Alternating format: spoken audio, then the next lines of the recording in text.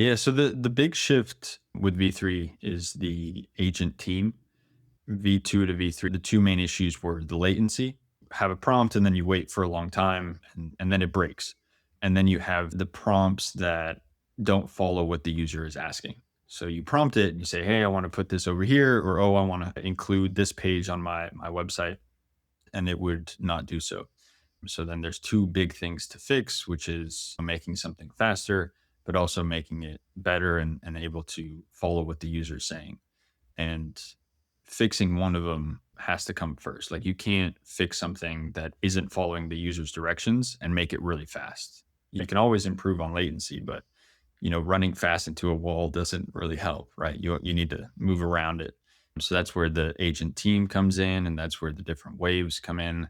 Yeah, so the big thing with V3 was solving the agent being able to understand the user and also help the user get out if the build is stuck or if the build kind of runs into these issues. So looking a little bit into if we have the flow of the linear pipeline, we have single agent that goes through, and you have the plan, you have the build the back end, you have the build the front end, and then a quality check. You have one agent that has to do every single step. And one thing about agents is context is king. So what is context? It's like the code of your project, the prompt that you're doing, images that you put, you're kind of all of that is context that you're feeding into the agent. And that goes through this whole pipeline. So then with the pipeline approach, if something happens where there's a mistake, so let's say it's on the back end. So building back end, let's say you got your application and you're really happy with it, and then you do an update and you say, hey, I want to add this to my application, and it goes through the pipeline again, and the backend isn't able to produce it. Let's say it was a bit more complex or something happened in that build process, the entire project would fail in V2. So, and it would be very hard to get them unstuck. I think a lot of users were, Brick walls. yeah, exactly. And it was one of the major complaints was, I've put in so much time and effort, right? We have people that are, you know, each deploy that you have is a version, and you can go back to it, you can go to the next one. And people were on version 400, just, incredibly complex apps that they're building with Caffeine. But again, in pipeline, you have kind of A to B, one shot through. If anything happens inside that process, you have to go through again and loop back and try. Like you can't stop here in the back end and say, oh, let me just work on front end. And then you would have V2 that says, hey, it's done. Here you go, which isn't ideal. And when you have the pipeline approach, it's less of an agentic one, and it's more of a, let's go through A, then B, then C, then D. And if something breaks, we have to go through A, B, C, D, and E all over again. So V3 kind of opens that up to an agent team. The Kepler live stream was really good of breaking through exactly, what does the composer do? What does the PM, the discovery agents, the design, backend, front end, QA review, and QA visual? So all of these, and it's more of a, at this point in time that the user is building this project, what do we need to do? Which was a question that isn't possible on the pipeline aspect of like, I guess, agentic building. But here we can go through one agent that then talks to another one, and then talks to another one, talks to another one. And you can, loop through those. You can have a pipeline approach within the multi-agent. So, you don't want your front end to start by uploading things before it's actually done the skeleton of the project. You still do want pipelines but at the right points. So it's a bit more modular in its approach. Yeah. A bit more modular and working well in terms of what people have been able to build. A lot of people are saying they can build more complex applications. A lot of people who were stuck on V2 have gone back and go through. And there's still some, pain points and scaling. I mean, we launched and then a lot of people kind of flooded through and had to do some nice load balancing on there, but we're eager. Yeah. Eager to build. But it's just really quick, Swissy. One point that comes to mind for me is so many of these people who did get brick walled building very complex applications. So now they're able to revisit those apps with V3 and ideally revive them. Yeah, I think there's some that are like if they were kind of day one or very, very, old projects might have a bit more issues going in. Okay. But there is a path that came with this update that other users, they shouldn't have any of those issues. Yeah. And then you can go through and kind of prompt and push its limits. But again, now you have in that one prompt, the entire agent team. One prompt now kicks off a team of agents to work on your app. I'd love to hear a bit more about this multi-agent flow. Okay. And maybe you can define for the audience what exactly that looks like. Is there a set team of agents that works on every single app that's prompted in Caffeine, or are certain agents called upon based on the specific requirements of a particular app the user's trying to build? The normal like workflow, let's say if it's V2, normal workflow. It's Blackboard time. Yeah. Blackboard time would be you have your prompt and then you have your output that you're hoping for. And then your workflow is straight through. If something bad happens in here, you're screwed. You have to start again, go through and output like that. And maybe you got it right on the second try and you're happy. But then V3 brings this approach of you have your prompt and you have your output. So that doesn't change, right? Like you still, when you're app building or you're prompting and all these things, the big difference between like Claude Code or more of this agentic engineering is more step-by-step building. So you might say, hey, build me a web app. And then it builds, let's say it goes on Vercel and it goes on whatever is maybe trending or in its like pre-trained data that it's popular, right? It would probably do Next.js frameworks and all these things and trying to stay a bit high level here. But you would have to then, build that up. And you might get something that's just local. You might get something that doesn't even work. You have to iterate through, and you can iterate quickly, but you still have to go step by step by step. Whereas on Caffeine, you have more of this app builder approach where you can prompt and then you walk away, and that thing that you've been working on is built. So in V3, what we have is these kind of multi agents that are able to talk to each other, communicate, and also interact and break certain things down. So, let's say this one is the backend agent, and then front end agent. And this opens the door to like a parallelized approach. So when you have, let's say, an agent that's working on backend, you can work on some things on the front end.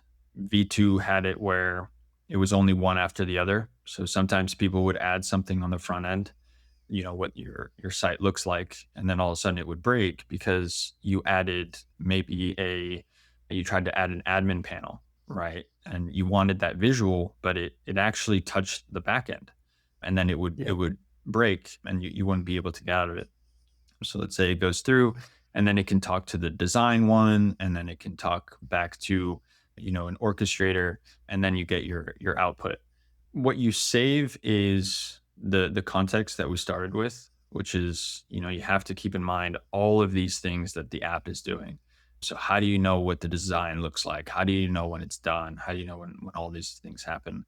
Is you have to take that multi-agent approach, because then you can have the context managed a lot better. The other advantage that you get, I guess, is different models, different things that people produce. Let's say if like Gemini or whatever is doing good on UI stuff, then we can get that in there. If we want certain skills at certain points, we can have agents that have those certain skills. So you can have like your experts that have different things, and they all come together and give you your like nice looking UI. So if you wanted to pour in some UI design expertise from Gemini, you said that's possible? So you would, it's possible in terms of the Caffeine kind of builder process, but I think skills that other people have done, I think we'll look to add that in. The next big thing is going from V2 to V3 was skills in general. Before it wasn't even possible to have skills.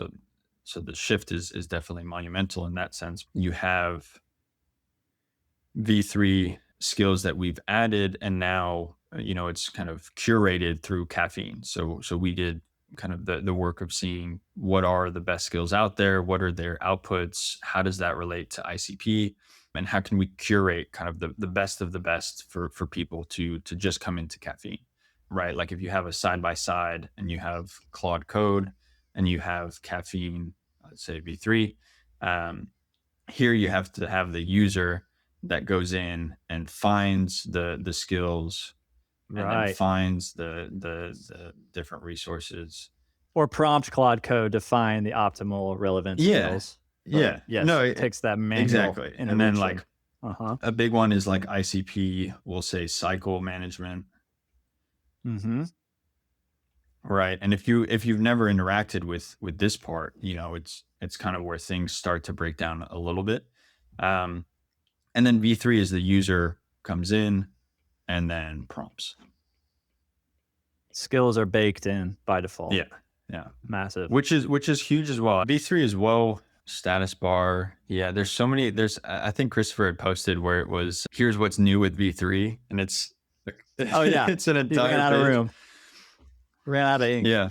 Yep. Which is true. Yes. And just what highlights out of those upgrades and new releases come to mind for you as being most impactful? Yeah, I think, getting unstuck is huge. Like having an agentic system that is able to follow what the user asks, I think if you don't get that right, then we can't. Crucial. Yeah, we can't upgrade, we can't move quicker. There's no point in speeding things up if what we build isn't good. And then skills is also huge because we can curate kind of the industry leading design sense into somebody who's never done design, never done front end, and be able to have that kind of curated knowledge into their application building. So skills is big. Getting unstuck, having the agents is big. Agentic versus pipeline. So again, we kind of went over pretty quickly, which was the pipeline where you go from A, B, C, D. And if something happens, you have to go all the way through A, B, C, D, and E again. Yes. But agentic is kind of like, okay, A to then where should we go next? And then, okay, we did this, but now we should probably change the back end again. Or, oh, we changed that. Now we should change the front end again. And then, okay, now let's check all of what we've done. And then we'll say we're done. So you can bounce around that a little bit. And so the order of operations is adaptive. Exactly. Yeah. Based on the need. Yeah. Maybe it's good to go through all the types of agents within Caffeine. The blog is a really nice source for anybody who's looking for more information. So we have Caffeine, we have Composer, which is kind of the orchestrator. We have Wave 1, which goes through discovery, PM, and gives contracts and learnings, right? So that's the contracts and learnings aspect is the one where we had the web design one that was going back to the Composer. That handoff here is where you're not sending the full code. You're sending just what you need to get from Wave 1 to Wave 2. And you're saying, hey, did you do your work? Like, tell me about it. Are you good to go to the next step? Yeah, I'm great. Or, hey, did you do your work? And it's like, hey, I'm the front end agent. I did this work, but, the back end agent might not know what they're supposed to be doing. And that's where you have, the typical, I guess, PM that comes into the fold as well, where you can have your PM that goes in between them and is able to see and is like alert, we're missing this backend aspect. And before in the pipeline, you didn't have this at all. You didn't have that kind of context manager. Yeah. Essentially, right? Exactly. Yeah. And then there's some nice things as well, like quality review, these things down here. Let's see. Yeah. The might be a bit small, but review and visual is where you have another check before something gets output. I think there were a lot of times in V2 where we would have the generation happen and it would say, hey, I'm all done, good to go. But now we have a check that goes through and sees, okay, did this actually happen? Did the user's prompt get kind of implemented properly. But that's for V3, the big thing is just this foundation of multi-agents, being able to add skills to them and being able to improve them versus more of a hard-coded pipeline workflow approach, which you can perfect, right? If we go through the trajectory of where V2 would bring us, end-to-end builds that are very, very, scoped, and maybe we nail those perfectly. But as soon as people add complexity, we wouldn't be able to support that. So That's the right. journey from V2 to V3 was completely taking this foundation with what we've learned and all the interaction and feedback that we've gotten from people is substituting that in for something that can now scale and be this bedrock for agentic foundation of, do we want a marketing agent for caffeine users? Do we want an email agent? Kind of all these different things that we can now unlock because of that foundation being made, changing models with different updates, but also making things quicker. I think a lot of people might realize like, hey, I'm very happy with what I can do with V3. I can make the most complex application that I've dreamed of, but I want it to be faster. Like it's not fast enough. I prompt and then I'm waiting, which is true. I think trying to solve all of those as we've done might have been a bit too much of that hurdle. But again, the pace at which caffeine is developing is slowly getting to that flywheel point, which I can do another breakdown of. But with V3, we're able to now go through and say, okay, where can we speed up the PM that talks to the design agent? Can we spawn the multitude or whatever of design agents that are able to each take one thing else, or front end agents that are able to do things in parallel? Can we also take the context that we have, and rather than giving the whole code base, which we still have to make sure that there isn't those issues that are happening, can we go into here and say, hey, all I need is this chunk, and then give that to the agents, and then they're able to continue producing good outputs. Essentially, we now have the opportunity to go through and chip away at that latency, chip away at the things that we can improve. You can go into speculative decoding and a bunch of different abilities. You can also improve skills. You can see how people are using things and say, okay, this skill needs to be improved, or, oh, we're losing a lot of time when this model is doing generations. So is a different model better? Is there context that we can drop? Kind of goes through all these things. Phenomenal. Plug and play deployment straight to the blockchain.